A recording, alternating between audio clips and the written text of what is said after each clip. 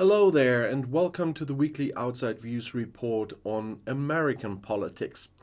Days of electoral chaos in the US Congress ended in a late night session. After 15 rounds of voting in the past 4 days, Republican Kevin McCarthy is now the Speaker of the US House of Representatives. Several radical Trump supporters had denied their loyalty to the party colleague in the previous 14 rounds. After his victory, McCarthy thanked reporters especially for ex-President Donald Trump.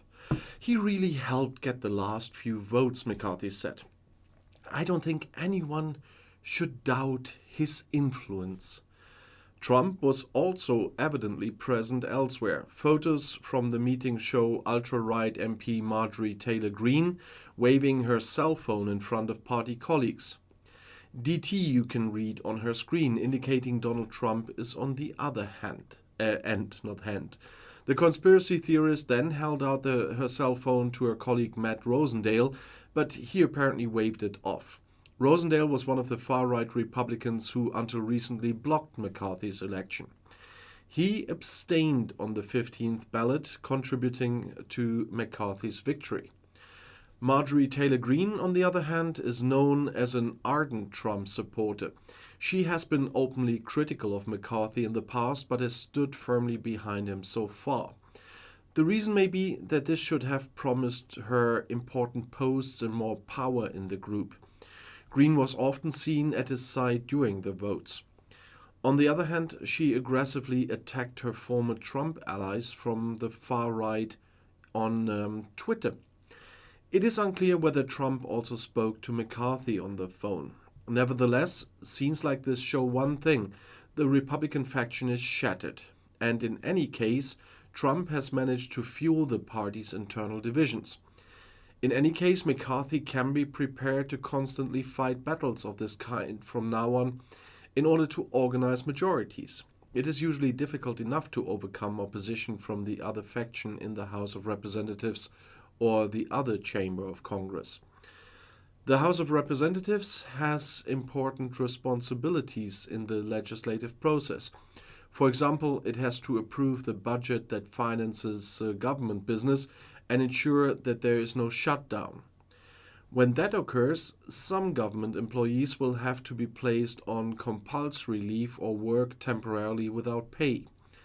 The debt ceiling is also set to be raised again soon. And if Congress does not agree, the world's largest economy could default, and this would result in a global financial crisis. Senate Majority Leader Chuck Schumer is already warning that McCarthy's concessions to the extremists in his party make it much more likely that there could be a US shutdown or a default with devastating consequences for the country. Schumer warns that McCarthy's dream job could become a nightmare for the American people. McCarthy has had his eye on the third highest office in the state for years and has always been careful not to alienate Trump's radical supporters. He suspected that one day he would be dependent on their support. And this has thoroughly backfired. Trump's die-hard fans have not only shown that they cannot be relied on, but that they despise the political establishment itself and are out of dismantling. He is maximally weakened in his new office. For him, the day-long election debacle was a public disgrace and a humiliation of historic proportions. McCarthy has made significant concessions to his opponents in the past few weeks, and also days, of course, and has allowed himself to be blackmailed. Among other things, the radicals insisted on changing the rules of procedure in the chamber so that they, as a minority, could have more power to drive the chairman before them, as we would say in German. It's difficult to imagine that after the election a reasonable cooperation is possible. After all, it was not only about political goals, but also about personal matters. The voted-out Brazilian President Jair Bolsonaro has apparently left the head of state's official residence in Brasilia in the worst possible condition. The new First Lady Rosângela or Janja da Silva led reporters from TV Globo through the Alvorada Palace on Friday to review its constitution after the show excerpt of previous occupant. Parts of the famous building were run down, said the wife of the new president, Luis Inácio Lula da Silva, sorry for the name, during the tour, and pointed to wrecked carpets, broken floors, broken windows, and water damage at a ceiling. A huge banquet hall filmed by the TV crew was completely empty, with all furnishings apparently removed. An unknown number of pieces of furniture and works of art from the presidential residence are missing, said Rosângela da Silva. Other furnishings were damaged and a 19th century painting was simply lying on the floor.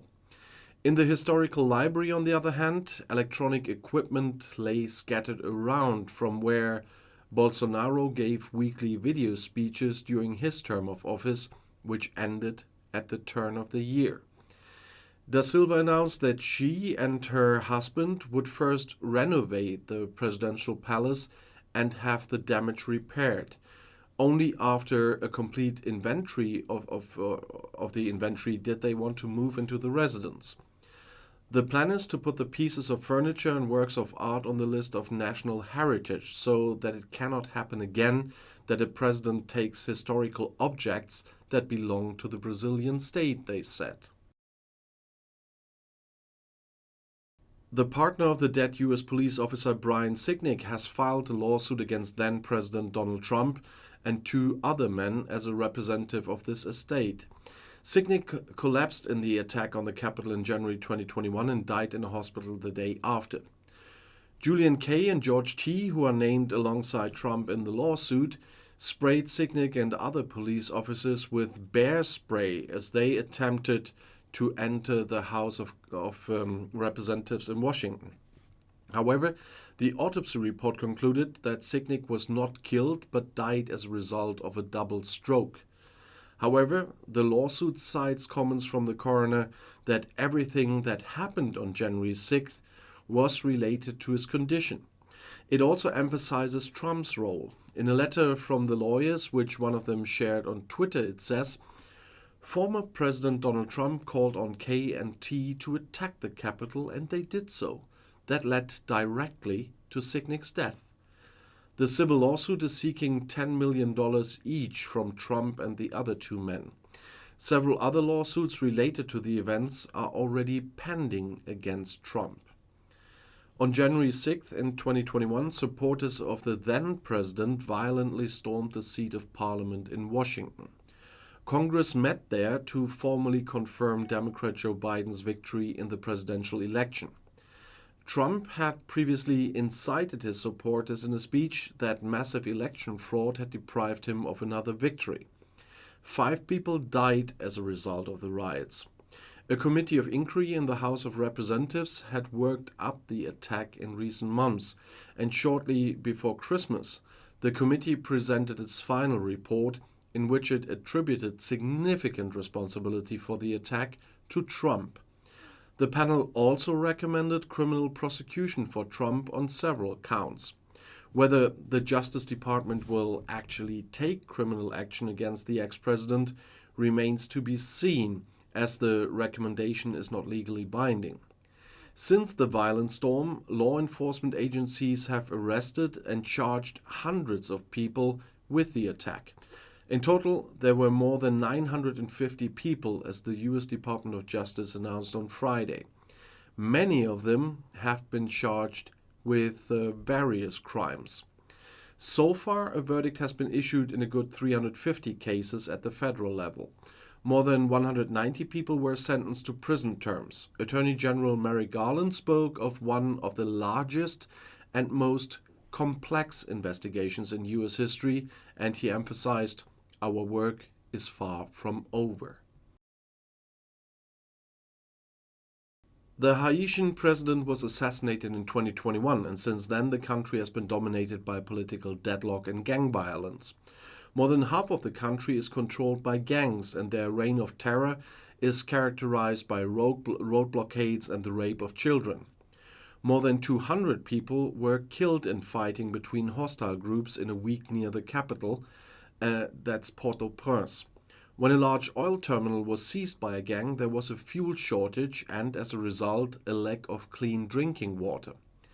As a result, Haiti is in the midst of a humanitarian catastrophe, with 4.7 million people suffering from hunger. Public infrastructure has collapsed, cholera is spreading. The interim president requested military support from abroad. While people in the affected areas support this, the opposition sees it as a measure to secure power.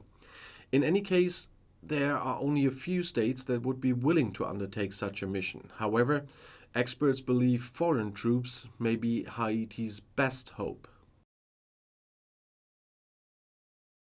After a few days, the Colombian government suspended the ceasefire with the left-wing guerrilla organization ELN. This was announced by Interior Minister Alfonso Prada.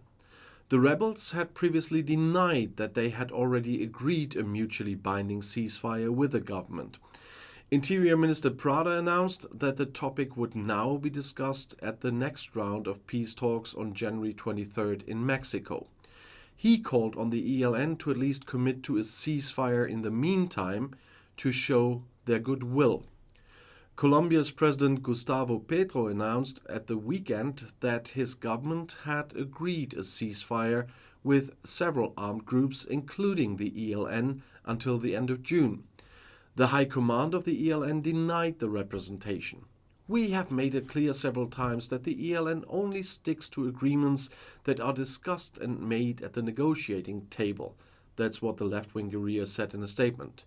A unilateral government decree cannot be accepted as an agreement, they said.